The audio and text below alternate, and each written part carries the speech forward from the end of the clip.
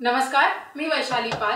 Media प्लसच्या आजच्या बुलेटिनमध्ये आपलं सर्वांचं स्वागत आहे.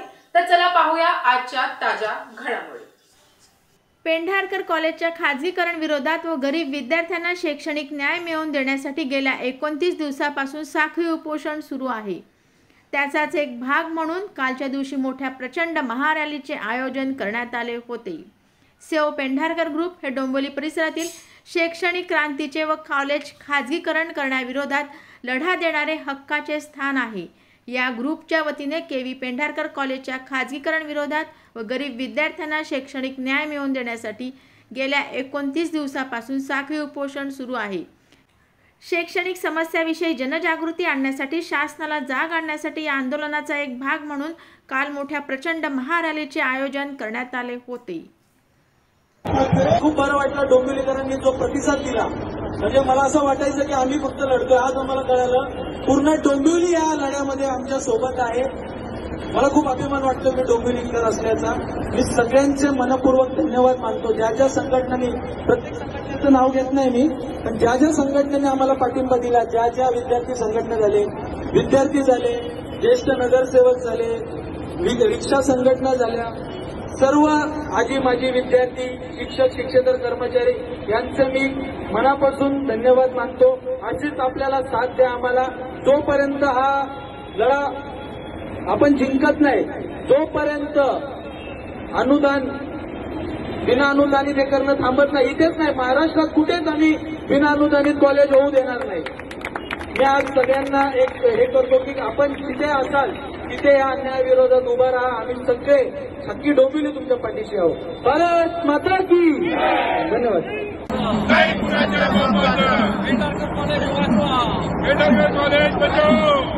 हा जो काही महिषासूरसारखा जो बलदैत्य मातला असताना त्याचप्रमाणे हा भ्रष्टाचाराचा दैत्य मात. सर्वांना विनंती आहे बाबा, सर्वांनी आपले हात वरती करायचे आणि त्या जगदंबेला करायचे. जगदंबे हा जो काही दैत्य दानव, भ्रष्टाचाराचा दैत्य दानव मानलेला आहे, त्याचा तू नायनाट करायचे.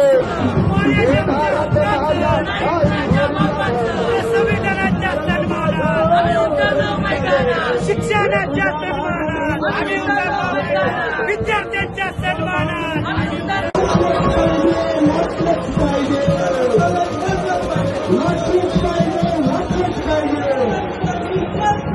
वो इतने की मत चलेगा.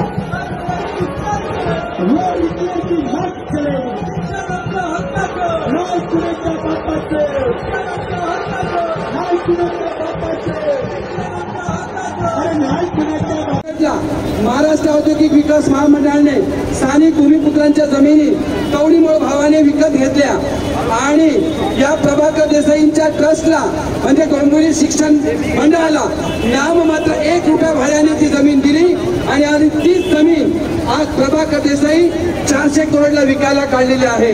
आज वय त्यांचं 87 आहे, परंतु याच प्रभाकर देसाईंना पैशाचा भस्म्या रोग झालेला आहे.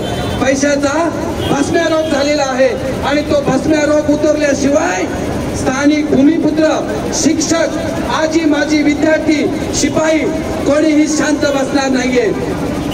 आज त्यांच्यावरती अॅट्रॉसिटीचा गुन्हा दाखल झाला. किती दिवस? 20 दिवस झाले, परंतु आजपर्यंत त्यांना अटक झाली नाहीये. याच्या मागचं राजकारण काय आहे? डोंबिवलीकरांनो, आज तुमची शान, आन बान शान विकायला काढलेल्या प्रभाकर देसाईंनी, आज प्रभाकर देसाई जोपर्यंत या कॉलेजमधून, या डोंबिवलीमधून हे पार्सल दादरला जोपर्यंत जात नाही तोपर्यंत एकही भूमिपुत्र, एकही डोंबिवलीकर शांत बसणार नाहीये, शांत बसणार नाहीये. मी जास्त वेळ घेणार नाहीये, कारण 5 वाजल्यापासून रॅली सुरू झालेली आहे. ती आज इथे 7 वाजले तरी एकही डोंबिवलीकर इथून हल्ला नाहीये आणि जोपर्यंत प्रभाकर देसाईला हद्दपार करत नाही तोपर्यंत एकही डोंबिवलीकर शांत बसणार नाही. जय दिवा पाटील. प्रभाकर देसाईला अटक करा, अटक करा, अटक करा. अरे अटक करा, अटक करा. अरे अटक करा, अटक करा. अरे अटक करा, अटक करा. भूमिपुत्रांशी जो लढला तो कायमचा बर्बाद झाला बर्बाद. प्रभाकर देसाई तू आता बर्बाद झाला समज म्हाताऱ्या. तुझा बर्बादी केल्याशिवाय हे भूमिपुत्र शांत बसणार नाहीये. जय दिबा. लक्षात ठेव, दिबा पाटलांच्या शाळेत शिकलेलो आम्ही आहे. अशी तशी लढाई लढलेला नाहीये दिबा पाटील. त्या दिबा पाटलांबरोबर आम्ही घडलेलो आहेत आणि माघार कधी घेणार नाही हे लक्षात ठेव. धन्यवाद. आपल्याकडे आम्ही व्यासपीठावर असताना त्यांना जाब विचारला होता. मंत्र्याने आश्वासन दिलं की नाही आम्ही प्रश्न सोडवणार. सोडवता सोडवता अधिवेशन संपलं. अधिवेशनामध्ये आम्ही त्या मंत्री शिक्षण मंत्र्याची भेट घेतली. सोडा आणि भुईर माझ्याकडे बरोबर आले होते. त्यांनी आम्हाला सांगितलं की 8 दिवसात मी बैठक लावतो आणि थांबा मी प्रश्न आत्ताच सोडवतो म्हणून सांगितलं. आणि फोन कुणाला लावलं असेच किरण आमचे त्यांच्या फोनवर गेले. पण मंत्री महोदयाने त्यानंतर आवाजच काय काढला नाही. का आवाज बसला काय समजलं नाही आम्हाला. आणि या सरकारमध्ये इथे खासदार आहेत, त्यांचे वडील मुख्यमंत्री आहेत. अरे लाडकी बहिणीला आपण सहकार्य करता, त्या बहिणीचा मुलगा त्या भावाचा मुलगा शिकत आहे, त्याला कोण सांभाळणार, त्याला न्याय कोण देणार. इकडे लक्ष आहे की नाही तुमचं? सरकारचं लक्ष आहे की नाही? आमदार आहेत, मंत्री आहेत या ठिकाणी. मी तर म्हणतो माझं सरकार जर असतं ना त्या दिवशी त्या शिक्षण मंत्र्याला प्रशासकीय राजवट लावणं किंवा याला अटक केल्याशिवाय मी त्यांना सोडलं नसतं. तिथंच मी बसलो असतो आणि निर्णय घेतला असता. अरे काय चाललंय काय खेळ तुम्ही? विद्यार्थ्यांशी खेळताय, शिक्षकांशी खेळताय. चाललंय कुठं राज्य तुमचं? कोणत्या कोपऱ्यात राज्य चाललेलं आणि म्हणे सर्वसामान्यांचं सरकार आहे.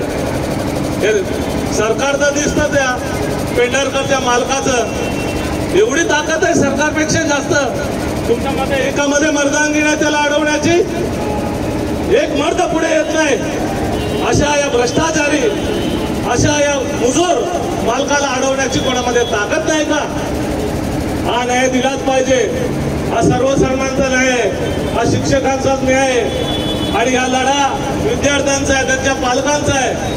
आणि मग सर्वसामान्यांसाठी आम्ही सर्वच लोक एकत्र डोंबिवलीकर आलेलो आहोत. आणि डोंबिवलीच्या अस्मितेला तुम्ही जर हात घालत असाल तर मंत्री असतील, आमदार असतील, आमचा लढा जनतेचा राहील.